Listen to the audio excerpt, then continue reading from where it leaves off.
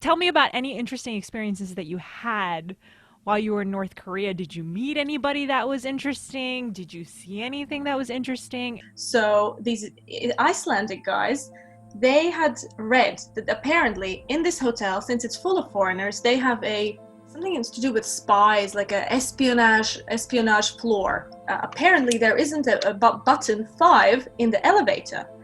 And at first I didn't believe them. I thought these are just stories. But when we got to the elevator for the guests, actually there was no button 5. It was just floor 4 and floor 6. We just thought, oh, look, there's a door open towards the staff elevators. And we thought, well, why not take a look? So we just took a look and went, oh my God, floor 5, it's there. We go to floor 5 and the door opened, just a huge infrared camera right in front, right in our faces as soon as the elevator opens. While we were meaning to get, just quickly take a look around this little waiting room and then leave, you can go to floor 5, but you cannot go away from floor 5. We started, banging on the doors, and we heard some people shouting on the other end, like armed guards. We thought that we had called this elevator, but actually they sent the elevator to us when they noticed that we're in this waiting room. We're like, okay, we get in the elevator, we press 14, let's go back to our floor.